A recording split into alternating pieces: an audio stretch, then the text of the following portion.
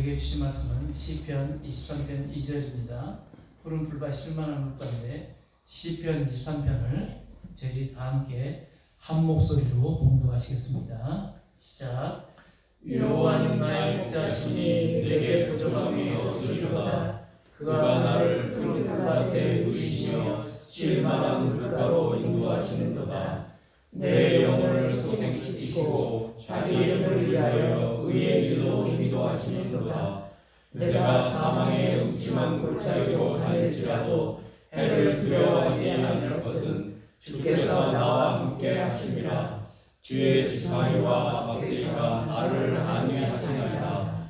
주께서 내 원수의 목전에서 내게 상을 차려주시고 기름을 내 머리에 부으셨으니 내 잔이 넘치나이다.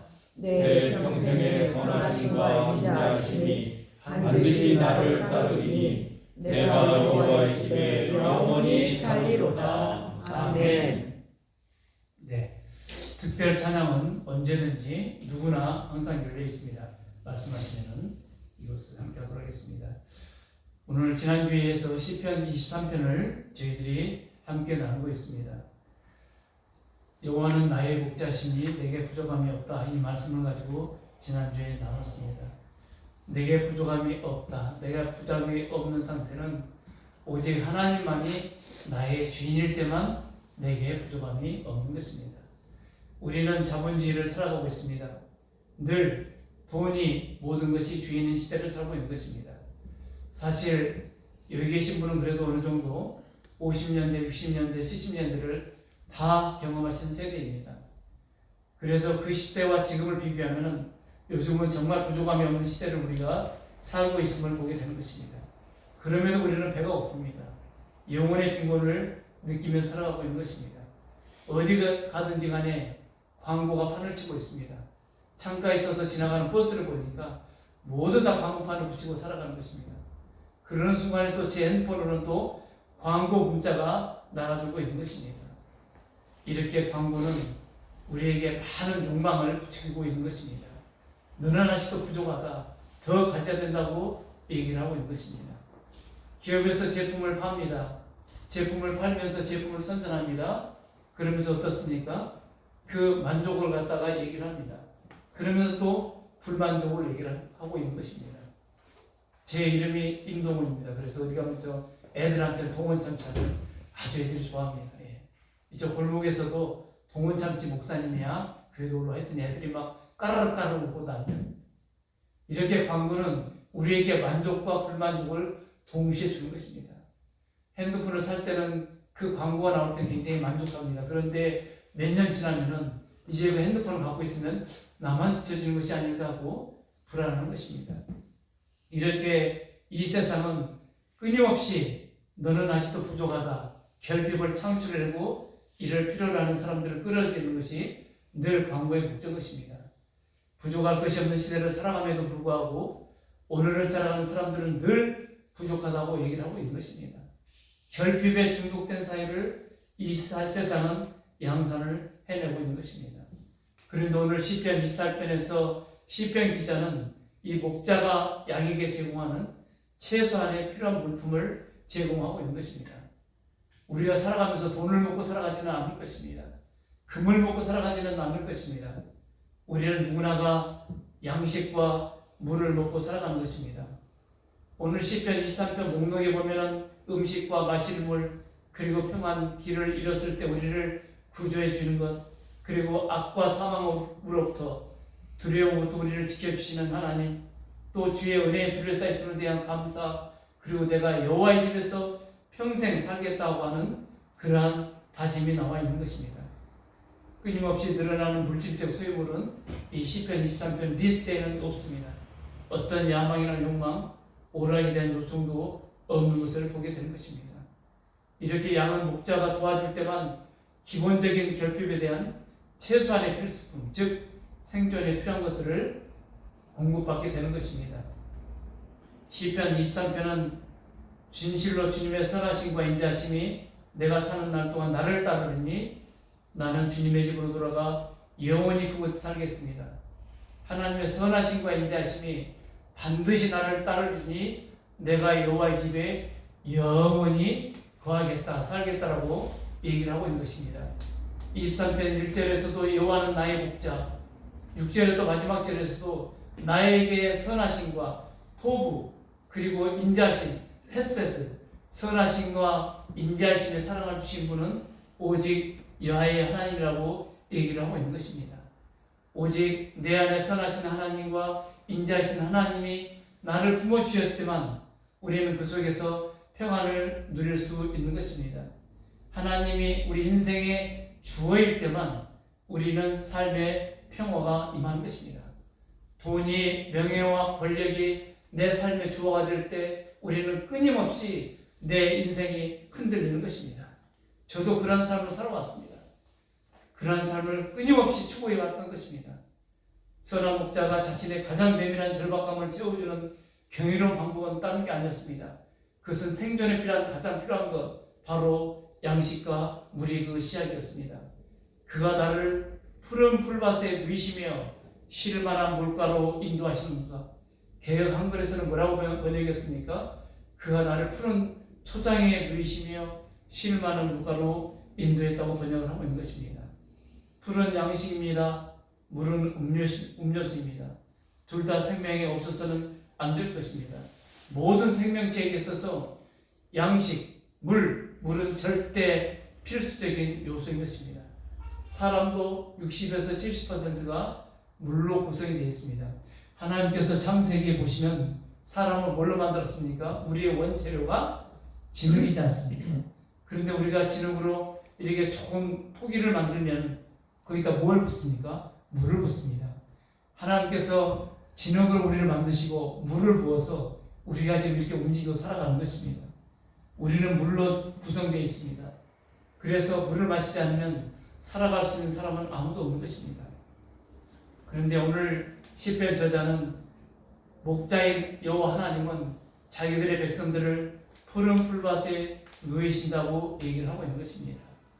그런데 내가 누웠다가 아니라 하나님께서 우리를 누워주었다고 이렇게 피동으로 말씀을 하고 있습니다. 개는 조련을 통해 아무거나 눕도록 훈련할 수 있습니다. 하지만 양은 절대 그렇게 할 수 없다고 얘기합니다. 이런 격언이 있습니다. 말을 물가로 끌고 갈 수는 있어도 물을 마시게 할 수는 없는 노릇이다. 즉 자발적으로 하지 않으면 어떻게 할 수 없다는 것을 얘기를 하고 있는 것입니다. 양은 자리에 눕는 것은 오직 배가 불렀을 때나 갈증이 해결됐을 때, 그리고 야생동물의 위협을 받지 않거나 곤충의 괴롭힘으로부터 자유로울 때만 가능하다고 얘기를 하고 있는 것입니다. 풀이 풍성한 곳에 양은 빨리 만족한다. 너무 당연한 얘기지 않습니까? 사람도 그렇지 않습니까? 저는 어려서 봄 되면은 부모님이 염소를 사줍니다. 그럼 제가 봄부터 학교 갈 때 염소를 이제 산에다 내놓고 갑니다. 학교 끝나고 집에 올 때 염소를 집으로 가져옵니다. 그럼 이제 봄에 샀던 염소 새끼가 가을, 겨울을 지나면은, 겨울 되면은 포동포동 살이 찝니다. 그러면 이 염소는 아버님의 약재료로 갖다가 쓰이는 것입니다. 그 염소를 키우면서 보면은 배가 부르면은 이제 가만히 앉아서 눈을 깜빡깜빡 하면서 대세겜질을 하는 것을 봅니다. 아, 저 염소가 배부르니까 이제는 앉아서 잠을 자는구나. 우리말 속담에도 등 따시고 배부르면 채우라는 얘기를 하고 있는 것입니다. 그런데 다윗의 인생이 결코 행복한 인생이 아니었습니다. 아주 힘들고 어려운 인생을 살았던 삶이 다윗의 삶이었습니다. 그리고 이스라엘의 땅은 11월부터 우기가 시작돼서 2월 말경에 비가 그칩니다. 그때만 푸른 조장이 있습니다. 이스라엘 땅은 푸른 풀밭이 1년에 불과 석 달 정도밖에 되지 않습니다. 9달은 갈색 풀밭인 것입니다. 물기 없는 맛없는 많은 풀더미를 묵묵히 씹으면서 이 살아온 양떼들이 우기에 하나님께 내려주신 빗물을 먹은 촉촉한 풀을 먹었을 때, 꿀이 뚝뚝 떨어지는 풀맛을 봤을 때 얼마나 기쁘겠습니까? 마치 다윗은 자기 인생을 그런 양의 표현을 하고 있는 것입니다. 여호와 하나님께서 나를 푸른 풀밭으로 인도했다고 얘기를 하고 있는 것입니다. 지금 얼마나 푸르니까, 얼마나 아름다운 계절입니까? 교회 앞에 마른 나뭇가지에 푸른 생명이 잔뜩 차오르고 있습니다. 다 우리를 이렇게 푸르게 하고 우리를 인도하신 분은 내 발자국이 아니라 우리를 창조하신 아버지 하나님 것입니다. 이스라엘 청원에는 담장도 없습니다. 재배지도 없습니다. 그냥 목자들이 늘 양을 오늘은 어디서 먹일까? 어디로 몰고 갈까? 이렇게 생각을 하면서 양을 치는 것입니다. 주님은 우리를 인도하시는 분입니다. 이 목자도, 선한 목자는 양을 절대 때리지 않습니다. 앞에 가면서 휘파람을 불거나 피리를 불게 되면 이제 양들이 따라오게 되는 것입니다. 그래서 양은 아무리 어떤 목자가 뒤에서 밀어붙여도 또 다른 사람이 물어도 가지 않는 것입니다. 이스라엘의 무기와 번개의 땅입니다. 그럼 양은 목자의 음성을 알아듣는가? 못 알아듣는가? 한번 이 영상을 보도록 하겠습니다.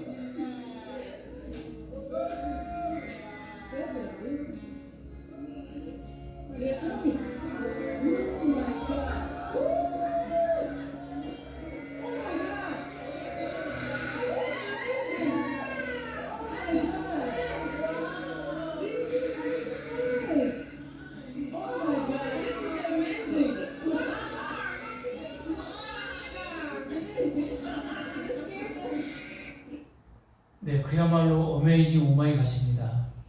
이렇게 목자는, 양들은 목자의 음성, 자기 목자의 음성을 듣고 따라가는 것입니다. 우리도 살아가면서 하나님이 나의 목자라고 인정하면서도 살다 보면 다른 목자를 따라가고 있을 때가 너무나도 많이 보게 되는 것입니다. 쉴만한 물가로 인도하십니다. 쉴만한 물가, 오늘 쉴만한 물가는 어떤 것입니까? 물이 흐르지 않는 곳입니다. 양들은 흐르는 냇가에 물을 못 마신다고 합니다. 물이 반드시 고요하거나 물이 안정적으로 흐르는 곳에서만 물을 마실 수 있다고 얘기를 하고 있습니다.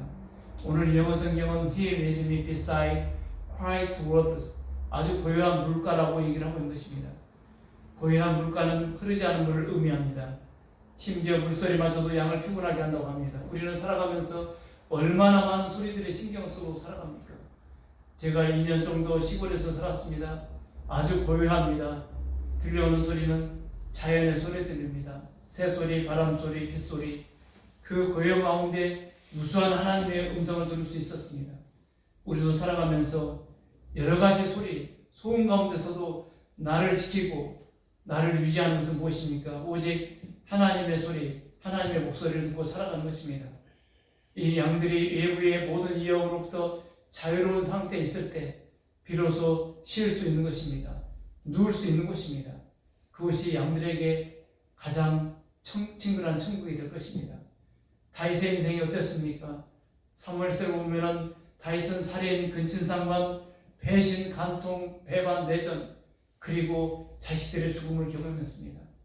이제 노년의 다윗은 자신의 잔잔한 물가에 서 있음을 인식하고 있는 것입니다. 우리도 인생의 주기를 살아가면서 노년에 가장 행복한 사람이 정말 행복한 사람인 것입니다. 그래서 아버지 하나님, 우리는 나이 들어가면서 기도를 합니다. 노년의 내 삶을 주님께서 귀하게 여겨 주시옵시고 하나님 안에서 평안을 누리며 살아가게 하여 주시옵소라고 우리가 기도를 하고 있는 것입니다. 요즘 시대의 가장 큰 병이 무엇입니까? 청소년의 60% 학업부진, 노인의 절반의 50%, 수많은 사람들이 이것으로 고생을 하고 있다고 합니다. 수많은 사람들이 이걸 얘기를 하고 있습니다. 그것이 무엇입니까? 바로 불면증입니다. 지금 4년 전의 통계가 거의 70만 명에서 지금은 100만 명이 넘는 사람들이 불면증에 시달리고 있는 것입니다. 인간과 달리 동물들은 상대적으로 잠을 잘 잔다고 합니다. 그러나 제가 시골에서 살아보니까 이제 상추밭에도 100여 정도는 켜놓습니다. 상추가 밤에도 자라는 것입니다. 그리고 닭장에도 불을 켜놓습니다. 왜? 닭이 밤에도 알을 낳으라고. 그런 알을 먹고 자라서 그런지 우리가 잠이 잘 안 오는가? 이런 생각이 듭니다. 그만큼 이 세상의 모든 것들은 끊임없이 생산에 초점이 맞춰져 있는 것입니다. 심지어 비전문들도 탄식하며 하나님을 기다린다고 얘기를 하고 있는 것입니다. 우리는 살아가면서 걱정할 것이 없습니다. 어느 권사님이 자기 손주들 유치원을 사진하고 보내줬습니다. 이 아이들 표정을 보십시오. 그리고 이 남자아이 이름이 동원이라고 목사님하고 이름이 똑같다고 또 이렇게 보내줬습니다. 네. 이 아이들이 무슨 걱정이 있겠습니까? 이 아이들이 이렇게 해맑고 모험을 비틀면서 춤추면서 이렇게 뛰어다니는 것은 무엇입니까? 좋은 목자인 부모를 만난 것입니다. 좋은 어린이집을 만난 것입니다. 어린이집에서도 선생님이 애들 갖다 패대기 친 것을 보는 거 보면 얼마나 가슴이 섬찟한 세상인지 모릅니다. 우리에게는 이 어린아이 같은 마음, 어린아이가 같은 마음과 어른의 시선을 가지고 살아갈 때 하나님만이 나의 목자라는 것을 우리가 알 수 있는 것입니다. 마태복음 6장 34절에 내일 일을 걱정하지 말아라. 내일 걱정은 내일이 맡아서 할 것이다. 한날의 괴로움은 그날의 겪는 것으로 속하다. 우리가 아무리 걱정과 염려 그리고 모든 풀리지 않은 것을 걱정한다고 될 일이 아무것도 없는 것입니다.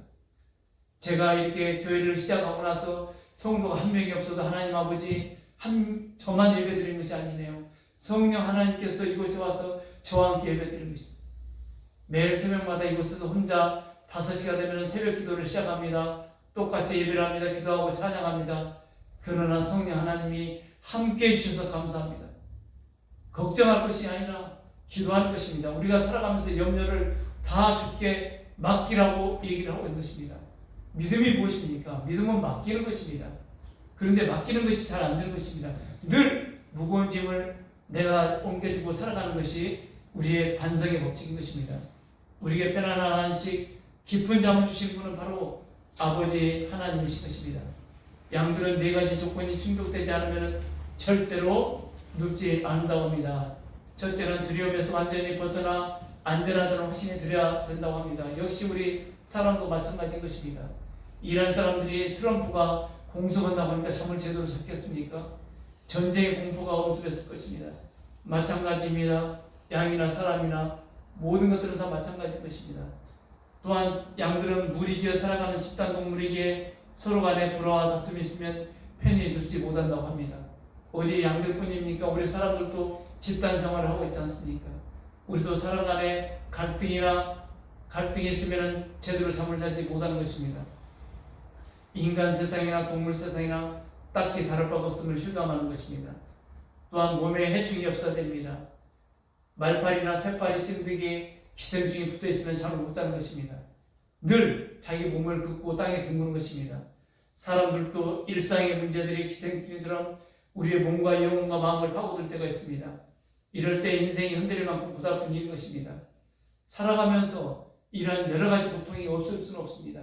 그럴 때마다 내가 한가할 수 없는, 내가 해결할 수 없는 그런 고통 가운데, 환난 가운데, 골자 가운데 있을지라도 그걸 주님께 맡기는 것입니다. 또한 넷째, 양은 꼴을 배불리 먹어 배고프면서 벗어나 포만감이 느껴져야 누워 잠들 수 있는 것입니다. 사람이 배고프면 잠이 안 오는 것입니다. 참 나이 드니까 좋은 게 있습니다. 저녁에 배고프지 않아요. 조금 먹어도 배고프지 않습니다. 젊어서는 저녁밥 먹고 또 라면에 또 뭐 이렇게 먹어야지 잠을 잤는데 이제 나이가 드니까 저녁밥 조금 먹어도 시장기를 느끼지 못해서 참 감사합니다.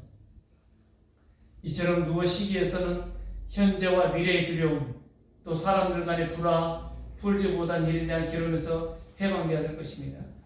우리가 편안히 누울 수 있고 깊은 잠을 잘 수 있는 것은 하나님의 축복인 것입니다.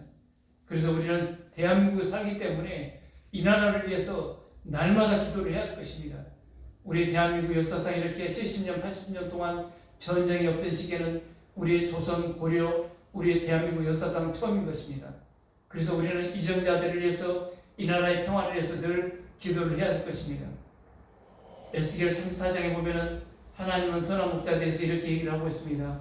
내가 여러 민족 속에서 내 양떼를 데리고 나오고 그 여러 나라에서 그들을 모아다가 그들의 땅으로 데리고 들어가서 이스라엘의 산과 여러 시냇가와 그 땅의 모든 거주지에서 그들을 먹이겠다. 기름진 초원에서 내가 그들을 먹이고 이스라엘의 높은 산 위에 그들의 목장을 만들어주겠다. 그들이 거기에 좋은 목장에서 누우며 이스라엘의 산 위에서 좋은 풀을 뜯어 먹을 것이다. 내가 직접 내 양떼를 먹이고 내가 직접 내 양떼를 눕게 하겠다. 나 주 하나님의 말이다. 하나님께서 직접 이스라엘 백성, 양떼인 이스라엘 백성을 먹이고 직접 이스라엘 백성을 눕게 하겠다고 에스겔 34장에서 선한 목자 되신 하나님을 얘기를 하고 있는 것입니다. 지금 우리를 먹이시는 것도 하나님 것입니다. 삶의 두려움이나 갈등과 불화, 괴로운 일이 있습니까? 생활의 괴롭힘, 해결되지 않은 문제가 있습니까? 우리의 온전한 힘도 진정한 평안도 오직 하나님께서 우리에게 주신 것입니다. 그래서 시편 127편에서는 사랑하는 사람에게 잠을 자는 동안에도 복을 주신다고 얘기를 하고 있는 것입니다. 주님께서 집을 세우시지 아니하시면 집을 세우는 사람의 수고가 헛되며 주님께서 성을 지키지 아니하시면 파수꾼이 깨어있음이 헛되도다. 우리가 나를 지킬 수 없는 것입니다. 오직 하나님만이 우리를 지켜주실 때 우리가 유지되는 것입니다. 현대인들에게 달콤한 잠은 더 이상 잠이 아닌 것입니다. 그래서 우리는 모든 것을 주님께 맡겨야 될 것입니다. 수고하고 무거운 짐을 진 사람은 모두 내게로 오너라. 내가 너희를 쉬게 하겠다. 우리를 내 이름이 석자가 있지만 다른 말로 얘기하면 우리 이름은 수고하고 무거운 짐진 자입니다. 어려서 지게질 해보셨죠? 예, 저도 지리산골에서 살았기 때문에 또 아버님이 몸이 약해서 지게질을 못했습니다. 국민학교 때부터 아버지 지게를 지기 시작했는데 지게가 땅에 지게질 닿아요. 중학생 되면 겨울방학 때 산에 가서 매일 숙제가 땔감 나무를 해오는 것입니다. 한 번은 나무를 해오다가 너무 무겁고 힘들어서 지게를 받쳐놓고 빙판 위에서 누워서 엉엉 울었어요. 그랬더니 뒷집에서 하는 저희 집안의 국민학교 선생님 형님이 너 여기서 울고 있냐? 너무 힘들어서요. 그랬더니 그 형님인 선생님이 지게를 지고 내가 100m만 저까지 지어다 줄게 하고 지어다 줬습니다. 그리고 다시 그 지게를 지고 집에 왔습니다. 지게를 벗어놓는 순간 얼마나 어깨가 위로 올라가는지 모릅니다. 얼마나 어깨가 가벼워지는지 모릅니다. 내 인생에 진 지게짐을 벗어놓는 순간 내 육체가 자유함을 얻습니다. 그런데 이제 청년이 되어서 서울로 올라왔습니다. 인생 살아가면서 우리 인생에 지어진 짐은 내릴 수 없는 짐들이 너무나도 많이 있는 것입니다. 학력고사나 수능시험은 하루 보고 끝나지만 인생의 시험지는 어떤 시험지는 평생 가져가야 될 짐인 시험지가 있는 것입니다. 그런데 이 시험지마저, 이 짐마저 너는 나에게 맡기라고 주님은 얘기를 하고 있는 것입니다. 오늘 뭐라고 그랬습니까? 내 멍에는 편하고 내 짐은 가볍다고 시편 마태복음 11장 3절에서 얘기를 하고 있는 것입니다. 광야는 사람이나 짐승이나 살기 힘든 곳입니다. 안식을 누릴 수가 없는 것입니다. 그런데 이 세상의 안식은 오직 예수 그리스도께 있다고 얘기를 하고 있는 것입니다. 요한복음 6장 35절에 내가 생명의 빵이다. 내게로 오는 사람은 결코 줄이지 않을 것이요 나를 믿는 사람은 다시 목마르지 않을 것이다. 살아가면서 우리의 영적 갈망을 채워치는 건 오직 우리의 하나님 줄로 믿으시기를 바랍니다. 하나님은 우리에게 놀아라고 했습니다. 오늘 주일입니다. 오늘은 특별히 예배드리면서 우리가 서로 교제하면서 쉬어라고 하나님은 말씀을 하셨습니다. 그런데 수많은 사람들이 또 이렇게 주일날도 쉬지 않고 일을 하러 갑니다. 가게 문을 엽니다. 왜? 두렵기 때문에, 염려가 때문에 그러는 것입니다. 이스라엘 백성들에게 출애굽기 20장에서 안식일에 대해서 하나님께서 아주 장황하게 설명을 했습니다. 안식일을 기억하여 그날을 거룩하게 지키라. 엿새 동안 모든 일을 힘써하여라. 엿새 동안에 하나님께서 힘써 일해라고 그랬습니다. 그리고 일의 날은 어떤 일도 해서는 안 된다. 너만 해서는 안 되는 것이 아니라 너의 종들도 마찬가지, 짐승도 마찬가지, 일을 해서는 안 된다. 내가 여섯 동안 하늘과 땅과 바다와 그 안에 있는 모든 것을 만들고 이래 날에는 쉬었기 때문이다. 그러므로 나 주가 안식일을 복주고 그날을 거룩하게 하셨다. 하나님도 쉬었다고 얘기를 하고 있는 것입니다. 우리는 주일을 지키고 있습니다. 열비 때 안식교가 있습니다. 토요일 날. 그런데 우리는 예수님의 부활하신 날을 기념해서 주일을 저희가 지키고 있는 것입니다. 요즘 시대는 한마디로 중독 시대입니다. 일 중독자들을 많이 봅니다. 우리가 이렇게 더더더 하고 살아가지만은 이것은 실은 나를 위해서 사는 것이 아니라 남을 위해서 사는 것입니다. 어제 어떤 분이 전화가 왔습니다. 자기 친한 친구 아내가 50대인데 갑자기 세상을 떴다고, 마루에서 쓰러져서 세상을 떴다고 전화가 왔습니다. 남편은 4급 공무원인데 이제 은퇴도 얼마 안 남았고 편하게 살아만 남았는데 그렇게 됐다고 얘기를 하면서 너무 안타깝다고 얘기를 하고 있는 것입니다. 우리는 내일 일을 알 수가 없는 것입니다. 우리의 몸은 무엇이라고 얘기를 하고 있습니까? 고전 6장 19장에서 여러분의 몸은 여러분 안에 계신 성령의 성전이라는 것을 알지 못합니까? 여러분은 성령을 하나님으로부터 받아서 모시고 있습니다. 여러분은 여러분 자신의 것이 아닙니다. 저나 여러분이나 우리 몸은 내 것이 아니라 다 누구의 것? 하나님의 것이라는 것입니다. 하나님의 소유인 것입니다. 어떻게 보면 우리 하나님께서 진짜 원주인이지 않습니까? 그렇기 때문에 우리가 육체적으로 아프고 힘들더라도 누구에게 맡기는 것입니까? 하나님께 맡길 때 우리를 만드신 하나님께서 우리를 치료하시고 고치시고 회복하시는 것입니다. 이것을 우리는 날마다 경험하면서 살아가는 것입니다. 그래서 우리가 안식을 못하는 것이 무엇입니까? 믿지 못하기 때문인 것입니다. 믿음이 우리를 전부 하나님께 맡기는 삶을 살게 하는 것입니다. 창세기 2장 3절에 보면 이랬날에 하나님이 창조하시던 모든 일에서 손을 떼고 쉬셨으므로, 얼마나 성경은 친절하게 가르쳐주는지, 모든 일에서 손을 떼고 쉬셨으므로, 우리가 주일이 되면 모든 일에서 모든 생각에서 손을 떼고 생각을 떼고 쉬어야 될 것입니다. 그럴 때 우리는 온전하게 예배를 드릴 수 있고 쉼을 할 수 있고 회복될 수 있는 것입니다. 우리는 주일마다 예배를 드리면서 하나님을 닮아가고 성화의 시간, 축복의 시간을 갖습니다. 충전의 시간을 갖는 것입니다.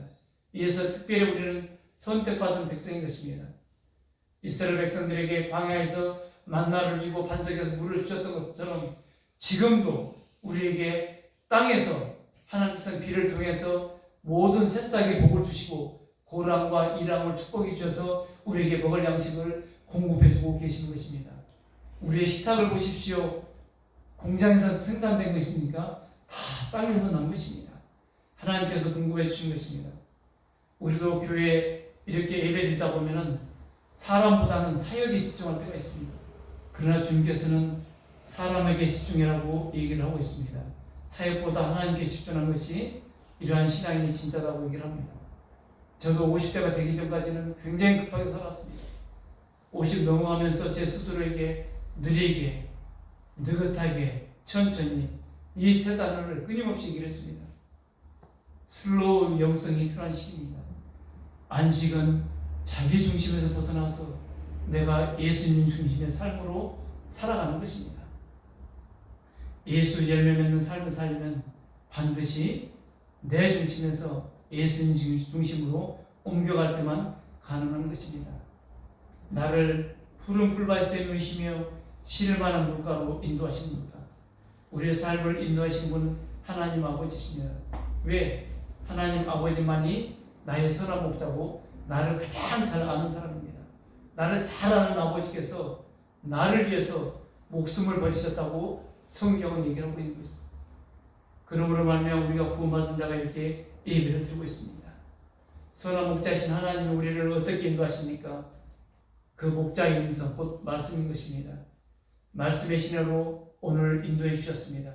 이 예수님의 공동체가 이 향년마을에 사는 사람들에게 말씀의 물된 동성이 되기를 간절히 소망하고 있습니다. 예수께서 대답하여 이르시되 이 물을 마시는 자마다 다시 목마르려니와 내가 주는 물을 마시는 자는 영원히 목마르지 아니하리니 내가 주는 물은 그 속에서 영생하도록 솟아나는 샘물이 되리라. 우리가 홍수 때는 물은 많지만 마실 물이 없습니다. 마치 지금은 수많은 이단들이 판치고 수많은 이 거짓 선지자들이 판치는 세상에 우리는 살아갑니다. 우리는 진짜 우리에게 샘 물은 어떤 물인가? 그것은 하나님께서 공급해 주신 오직 예수 그리스도만을 우리의 생명으로 알고 마시는 예수 샘물일 것입니다. 우리가 말씀의 샘에 혀를 끊지 않을 때 우리는 참 생명을 유지할 수가 있는 것입니다. 내 양은 내 음성을 들으며 나는 그들을 알며 그들은 나를 따르느니라. 우리가 따라야 될 때는 오직 우리의 양이신 예수 그리스도인 것입니다. 영상에 본 것처럼 양들은 자기 목자의 음성 듣고 반응하며 따라가는 것입니다. 우리는 하나님을 본 사람이 없습니다. 하나님을 보이지 않습니다. 그러나 예수 믿고 예배드리고 교회 다니는 그리스도인들을 보면서 믿지 않는 사람들이 하나님을 만나게 되는 것입니다. 우리의 뭘 통해서? 우리의 빛의 열매, 삶의 열매를 통해서 예수님을 만나게 되는 것입니다. 믿음은 들음에서 난다고 얘기합니다. 믿음의 조상 아브라함도 갈 바를 알지 못한 상태에서 하나님의 말씀을 듣고 순종해서 나갔습니다. 우리도 세상의 소리를 분별하며 살아가려면 나의 주인이시고 날마다 나를 새 창조해 주시는 주님께 시선을 두고 나가야 될 것입니다. 우리가 예배 가운데, 기도 가운데, 하나님의 말씀을 묵상하는 가운데 푸른 풀밭, 초장에 실만한 물가가 있는 삶의 자리로 초대받는 귀하고 복된 한 주가 되기를 간절히 축원드립니다. 아멘. 아멘.